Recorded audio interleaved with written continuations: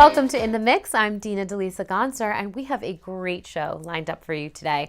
While we're still enjoying the summer, we want to help you ease into preparing for that back-to-school rush that's unfortunately right around the corner. We're going to discuss ways to empower and encourage the young adults in your life, along with a back-to-school fashion lesson from reality star and entrepreneur Danielle Cabral. It's an inspiring and informative show that you won't want to miss, so stay here. In the Mix starts now. She's a television personality, entrepreneur, content creator, and a mom who's known for keeping it real with plenty of humor and then some along the way. From her early days on MTV to hosting shows, starring in her own DIY series, and becoming a fan favorite on Bravo, Danielle Cabral has built a career by being unapologetically herself, and we love her for it. And today she's joining us to share more about her journey, balancing family, business, and what life looks like behind the scenes. Please welcome Danielle Cabral to In the Mix. Welcome. Thank you. That was so nice. That was lovely. Oh my gosh, could go on and on. We're so excited that you're here sitting on the purple couch with me today, looking all summery and lovely. But we are going to be talking a bit about back to school. Don't let the kiddos it's so early, hear us. but I guess we have to. I know, it's so early, but like editorial-wise, everyone's been there. We're late. I already got all the emails yesterday, so I was like, this is great. I'm going to talk about it. I walked into Home Goods. I'm a Home Goods girl. I don't know if you are. Home Goods, Home Sense were yes, there too. And they had their fall stuff out, and I was just like, I know. I don't know about it. I love it, but not just right now. And I mean, I know you've been around the TV block and then some. We might have passed each other, high-fived at some point. I don't know. But you're continuing to build an empire. So before we dive into all the fashions that you brought us and Bougie Kids, which I'm so excited about, especially this. It's very cute. I'm into this. Like, this matches my outfit.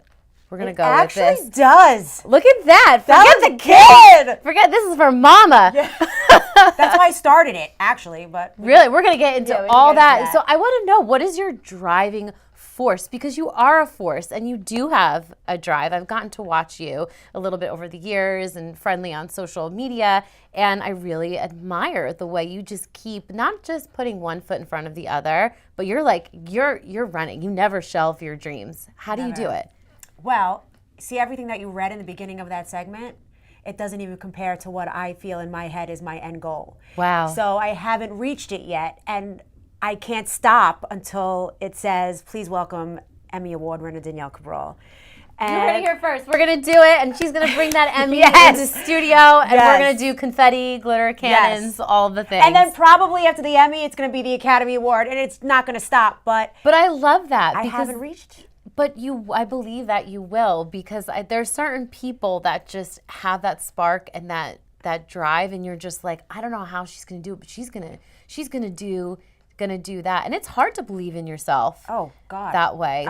Yes. What would you tell someone who's sitting here listening to this being like, oh yeah, well, good for her? Oh, I do that all the time. Like, I look at all these people that are in the same world, and I'm like, yeah, okay, you just made a post and you launched a multi-million-dollar brand. Yeah. But their story is not mine, and my story is not yours. And that's what makes this world go round. And you just have to focus on you one step at a time. Who am I emailing tomorrow? Okay. Wow. And then from that, where my career was a week ago compared to this week, light years difference. I love that perspective. It's like, instead of getting choked up by where you're not, you're just like, what can I do next? Like, what small move can I make next, and how it's going to completely change my trajectory. So I think that's huge business advice, huge life advice. And you started a clothing line. We saw some of it on Real Housewives, Bougie Kids. And that's inspired by... When I had Valentina, my daughter, I was spending so much money on clothes for her. I said, okay, how can I pivot this to my husband where this makes sense? And I said, I'll start a business. Yeah. And because of her and dressing her, I started a business. It's very like niche of mom buyers, but it's what I like. And from going on Housewives, that platform got me to make my own line, which I made in Jersey. And it just, your business goes all over the place. Yeah, I'm sure it's not easy sourcing for a clothing line. No. Was there like a learning curve with that? Yes. I walked into, I worked with One More Time in Old Bridge, and I said, what does this mean? Yeah. And they walked me through it all.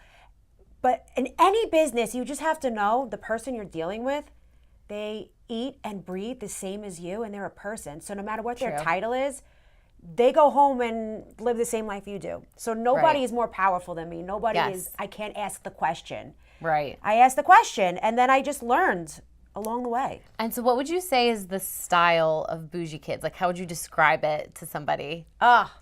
It's colorful, it's sequins, it's out-of-the-box fashions. I love that. The line I made is actually kind of more reserved from how I like to be. But that's because I spoke to people and they said you have to hit mass, like, the mass market. Oh my gosh, and the mass market doesn't want glitter? I don't understand. I know. What market is this? I know. But show us some of the pieces you have with us. I'm really excited. They look really adorable. So this is called the Chloe set. I have this in seafoam green as well. So my line goes from 2T to 6T. Okay. That's the size my daughter was when I was making it, so I catered it to her. And then we have really fun accessories that go with it. That's what I love. But you have accessories. I added a little shoulder pad to make it a little fun. And I did the same with some boys' clothes. These are really that's cute. really cute. Preschool, kindergarten, I love that. up to like 3rd grade.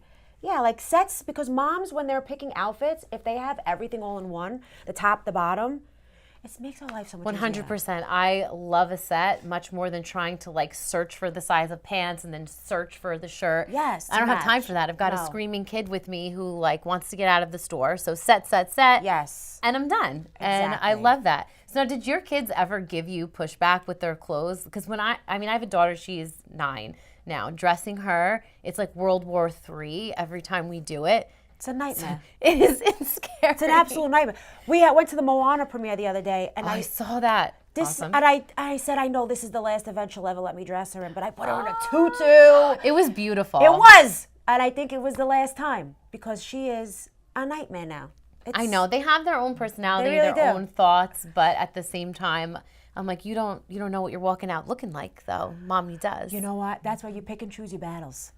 I mean, that's right. You have to pick and choose, and sometimes it's really hard to bite your tongue, but you gotta let them do what they gotta do. And so Bougie Kids is primarily online, or can we find it in stores? So it's online right now, bougiekids.com, but we're working with some major retailers on a fun shopping integration where it's an experience for the kids to shop it. Oh my not goodness. Just the parents. So how would that work with the kids experiencing it? So they would go in and be able to pick their outfit and match it with an accessory. I love it. And you have the cutest accessories. Like, look at these headbands and little purses. I know. I'm not the one who's supposed to be putting on all the headbands, but this gives me like a little Chanel vibe. I know. Training them up early. And the best part is that it's so QVC of us right now, isn't it? We're like, I love it. Everything's like $20, $25, $30. It's very reasonably priced because that's amazing. Yes, because I wanted it. When you're buying clothes for kids this age, you're gonna use it one time. And I why know. spend all that money? I always feel bad when I'm like putting it in the donation box or giving it to like my girlfriend who has a daughter that's younger. I'm like, oh, but this only was worn like I know, like once. But they grow so fast. And besides Bougie Kids, because like as if this isn't enough, I know you have a lot coming up in your world. I think I might have saw you just pop up at the Tribeca Film Festival. What should we be looking for next in Danielle's world? A hell of a lot. I've developed 8 shows throughout the years. That's wild to me. Like who knows? I wouldn't know that. I know. About you. Like that's sometimes when you move in silence, it becomes very loud, and that's what I like to do: move in silence and then prove my worth with my work. So I've created 8 shows. I'm in scripted. Now I wrote my first script. And I'm in NYU. I'm writing. I'm in writing classes. I see that you went back to school. I did. I love it. You are such an inspiration. I love it. You're not letting anything pass you by. You know, on the way in today, I heard the song. I don't know if anybody's a Broadway fan, but it's from Hello Dolly. Parade passes by, and she's singing about not letting the parade pass her by. And I thought of you. I'm like, this is exactly how you live your life. You're like, I'm not letting the parade pass me by. No. I'm going to jump in, and I'm going to live life to the fullest. Yes. And that comes out in everything that you do. And I'm so glad you stopped by to visit us and inspire us. Let our viewers know one more time how they can follow along with you find Bougie Kids and get stocked up for the back to school year? Okay, so bougiekids.com. It's BOUJIE. It's right there. Kids.com. And then you can follow me on Instagram, Danielle Cabral Official. I have a lot of stuff going on, very interesting stuff. And I share my journey with everybody where it's obtainable. Anything you want's obtainable. And I hope to, showcase that. And you crack me up every day. I know, you gotta laugh. You gotta laugh, or else you'll be crying in a corner somewhere. So. Oh my gosh, Danielle, thank you 1,000 times over. I hope we're all gonna keep up with her on all of her socials. Check out bougiekids.com. Get your little ones styling for this back to school season ahead. The habits we build today can have a lasting impact on our future, especially for young adults navigating school, careers, and life's biggest decisions. And joining us today is Marie Iskowitz, creator of Rise Cognitive Blueprint, a science-informed curriculum designed to help young adults understand how their thoughts, beliefs, and habits shape their lives. Through this empowering approach, they're learning to make intentional choices that build confidence and prepare them for the future. Welcome to In the Mix, Marie.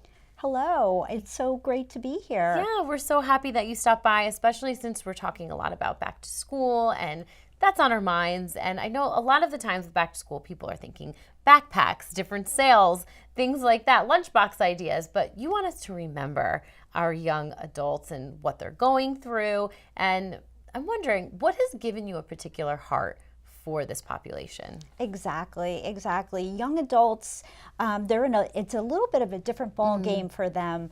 They're navigating a whole different set of ideas and concerns. They're thinking about college and career readiness, and there's a lot of pressure. Exactly. And I think, too, this day and age, the social media, there's just so much intense pressure of social media, and they're in a little bit of a different space. So while we prepare our little ones, and sometimes that might even be easier, it's probably a great idea if we can help prepare our older kids as well. Absolutely, because as they're aging, there's more influence than mom or dad or family members coming at them. They're getting access to, like you said, more social media, and that's more opinions, more ideas, and more things to filter through, what sometimes their brain can't catch up to, I feel like. And they're walking into their high school years or maybe middle school years, even so, with labels that they have been given along the way, or even formulated themselves off of some faulty ideas that they've been presented. Like maybe they're not a math person, or they're not a college person, or they're not meant for this thing, they're not meant for that thing, or that's not my space. I mean, what do you want those kids to know? Exactly. Sometimes we don't realize that so much of our thoughts and our beliefs about ourselves, they're actually not true. They may actually be just ideas that were implanted in our, childhood or through environment and different experiences. And you have to ask yourself, wait a minute, am I a math person? Why do I think I'm not a math person? Maybe that is actually not true, or maybe that is something that you can work on. Yeah. I mean, why can't that change? I always said that about myself. I'm like, I'm not a math person because I continually failed math when I was younger, but that doesn't mean I couldn't have learned or been better. Exactly. And sometimes it's just one negative experience that sets the trajectory for that thought process. And then from there, it continues to perpetuate almost like a self-fulfilling prophecy. Yes. When if someone helps you to just kind of stop that process and question, wait a minute, if I practice, or maybe I get a tutor, or I try to find a way to make it a little bit more fun, maybe I'll have a different experience. And so tell us a little bit more about Rise Cognitive Blueprint specifically. Who is it for? How does it work? Yes, exactly. So for Rise Cognitive Blueprint, it is a curriculum that's developed for young adults. It's digital as far as distribution. There's short videos. And one of the best things about it is each video is literally 2 to 3 minutes. So it's designed for what I'll call the TikTok generation. Smart. And each video, it's not academic, it's not preachy. it's really more like a friend, a mentor, just kind of saying to you, like, hey, have you ever thought about the fact that maybe some of those thoughts that you're thinking in your head, maybe they're not true. And maybe you can even think about how you can kind of switch them around and come from a little bit of more of a positive perspective. Absolutely. And now, is this something that's available to parents or just educators? How do we access the blueprint? Yeah, great question. So this is primarily available through organizations, so high schools, colleges, trade programs, even juvenile correctional facilities, any place that supports young adults and wanting them to be the best version of themselves, helping them work on creating positive habits and different things that they can do to help them with their habits and growth going forward. That's amazing. And I know that there's some parents or even educators sitting out there right now that are like, man, what is one step I can take? What is one tangible thing that I can do to help move the needle forward in a positive way for my student or my child? Yep. And you know what? I really think, you start out by listening and understanding empathetically. The go-to doesn't have to be, oh, that's not true. Why do you think that? You can really kind of say to them, like, hey, by the way, where do you think that thought came from? Yes. Is that something maybe you picked up in school? Or, me as mom, did I help you to believe that? Because let's talk about it. Maybe there's something else going on there. Absolutely. Rosemarie, thank you so much for joining us today and for this important program. I know that it probably reaches a lot of kids, a lot of students, and helps open those lines of communication where they're kind of otherwise stuck. Thank you. It's been a pleasure. Appreciate it. Now that we've talked about getting our younger kids ready for the school year ahead, next let's switch gears to help our small business owners prep for success as well.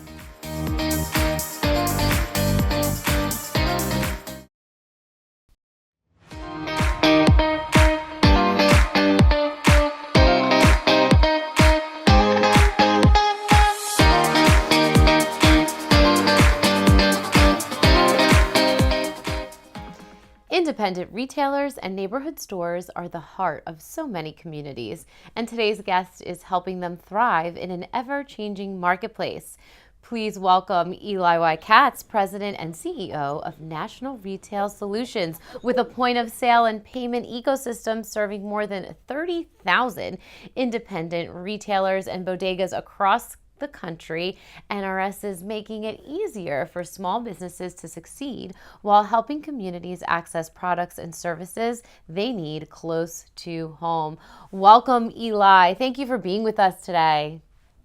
Very much, Dina. It's good to be here. Appreciate you having me. We're excited because a lot of viewers may not be familiar with National Retail Solutions. So tell us a little bit about what NRS does and how you're helping independent retailers and neighborhood bodegas compete in today's ever-changing marketplace.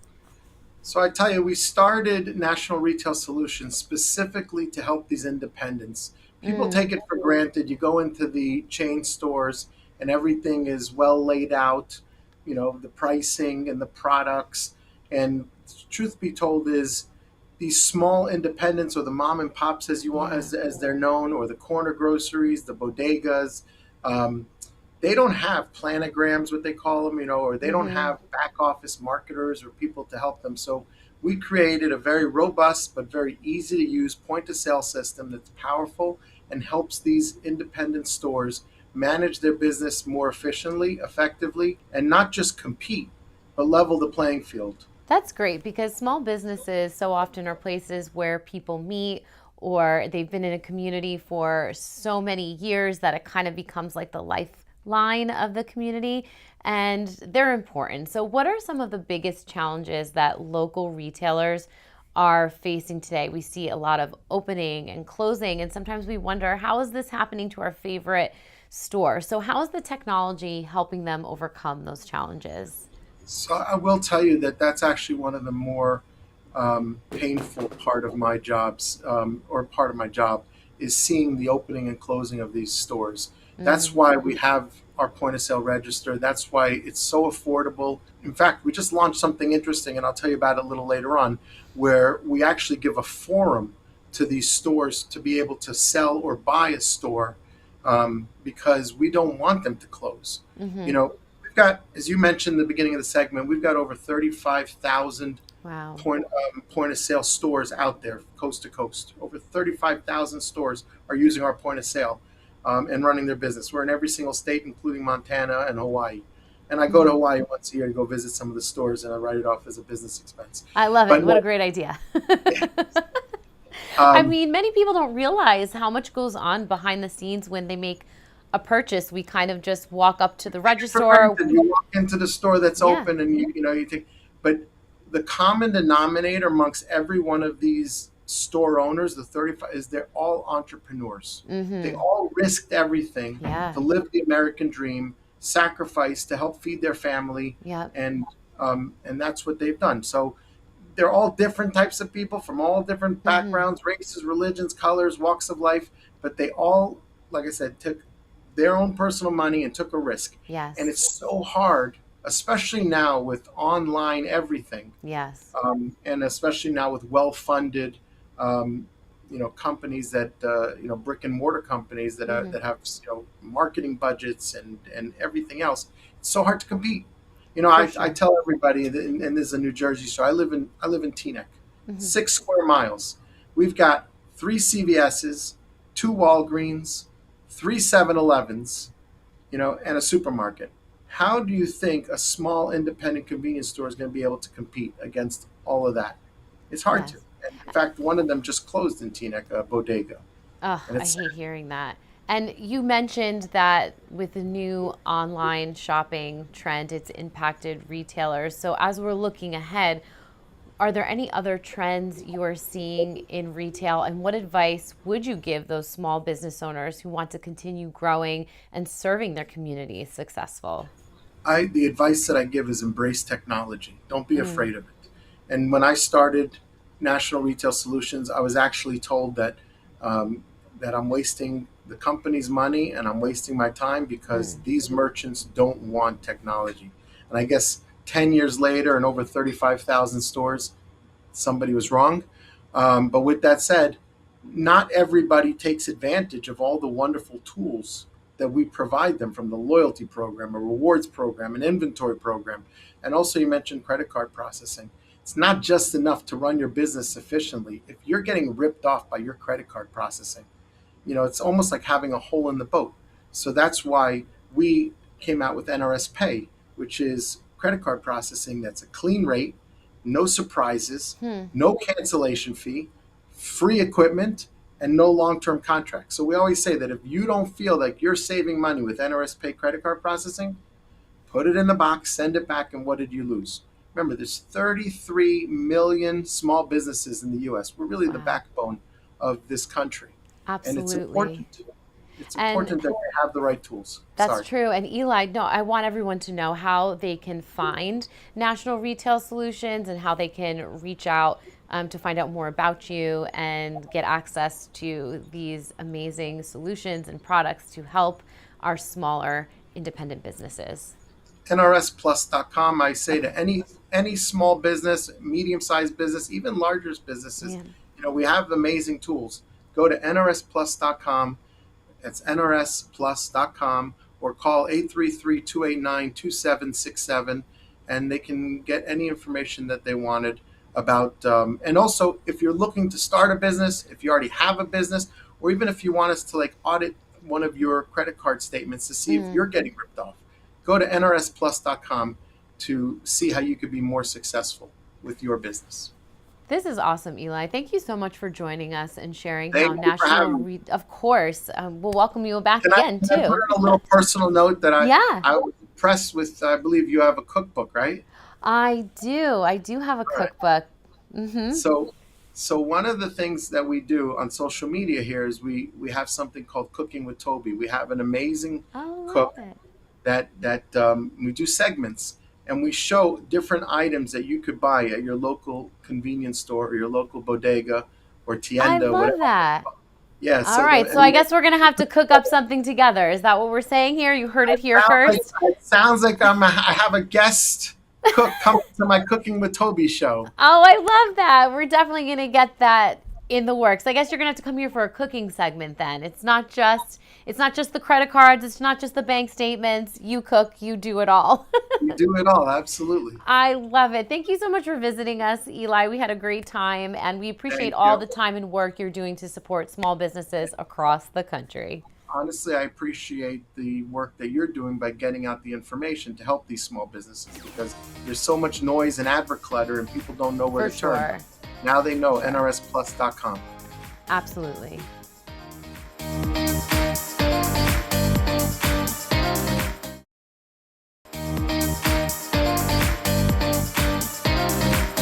Now let's welcome Dawna Campbell, Executive Vice President at the Los Angeles Tribune and the author behind the Abundant Soul series. Dawna is bringing a powerful message to the table. Successful organizations start with regulated leadership, and we're looking forward to diving into what that means and how it's transforming workplaces today. Dawna, welcome. Yes, thank you so much for having me back here today. Oh, we just love talking to you. You know that. And so I'm wondering right off the bat, walk us through what it means to be a regulated leader and why does that matter today? Yes. I think the best way to explain a regulated leader is someone who takes radical responsibility for themselves and for the others that are also on their teams. Because leaders show up and then they have the ability to influence other people, but they also have to lead by example. So many of us say one thing and do something that's the opposite. And so when I look at it with regulated leadership, one, did I learn it? Two, can I teach it to somebody else? And three, am I actually doing it? And those are all the different ways that we learn. And if you're embodying the essence of who you are, taking that radical leadership, others are going to follow you because they know that you're authentic, you're real, you're genuine, and it's exactly who you are in the moment. I guess that creates distrust if someone feels like you aren't being your authentic self. People can sense that. If you will, and it really impacts workplace morale. That's what I'm guessing. It does. And even in the personal transformational space, are you the same person on stage as you are off stage? And so many people, so many organizations are not, because they have the big persona coming out.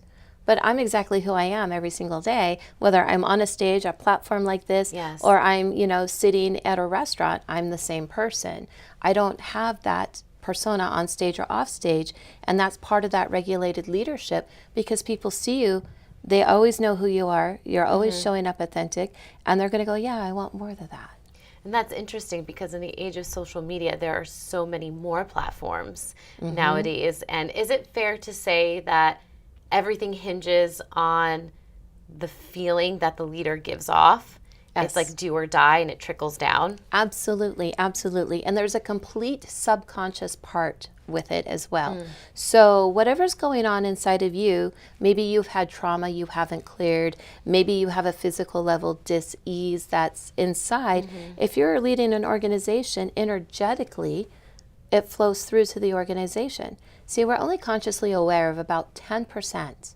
The other 90% is in the subconscious, and we don't know what other people are getting or reading from us. And that's the vibrational energy. It's our electromagnetic energy field sharing with the other person to see and to understand and to have that initial awareness of what's going on. So if there's a physical level dis-ease within you and you're running an organization and it hasn't cleared, that organization can also have that same type of physical level dis-ease, so to speak, because it directly correlates. And is there a way to come back from a situation if you are a leader and you've created that kind of negative feeling or a feeling of distrust? Because unregulated environments block creativity, trust, and abundance.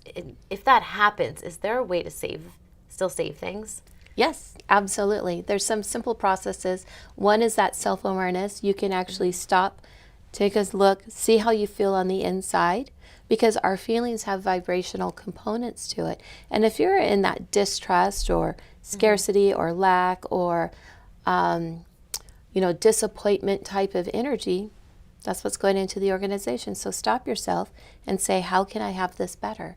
And what do I really want? If you're running around in a stressed out area, you might want peace, for example. So what you're going to do is you're going to use your breath. You're going to breathe in. And you're going to breathe in. When you think about it, you're going to think the word peace, because we're breathing in all the good things, the oxygen and everything. And when we breathe out, we're going to think the word stress, because we're breathing out the toxins, the carbon dioxide. And you do that for 3, 5, 7 minutes. And when you're done, you're actually in that state of peace. You're no longer in that stress. So that's a very conscious way of making a change. But in those high tense environments, let's take that breath and go back into that state of peacefulness and calmness. I'm going to be doing that a lot more often. And I'm wondering, for people who are successful leaders at the top, is it sometimes hard for them to admit that they need to do these things that you're talking about, take that breath, be introspective with themselves? Is that something that people generally struggle with in that realm of leadership? Sometimes I think that's true, but it also depends greatly on the leader and how consciously aware they are. If there's no conscious awareness and everything is external outside of them, yes, it's going to be very hard. But if you have more of that conscious leader with that regulation and you're like, oh no, I have a little bit of responsibility in this, it's a little bit easier. But sometimes the connections surprise them, because what you think it is isn't what it is in the beginning when you bring it all together and connect the dots. And how does the Abundant Soul series play into this? Yes. So the Abundant Soul series, there's a self-help novel about how you think and feel about yourself, creating inner wisdom for financial success, mental wellness. And it follows the storyline of a character named Crystal. And she works in a high corporate world. And she's learning after a car accident that maybe everything she thought she wanted or the purpose isn't exactly how it is now. And the principles around money, how money is emotional, how you think and feel about yourself is how money responds in life, is shifting and changing. And then it leads into the second book on harnessing our mind's power for mental wellness. And really, what thought patterns do we need to have?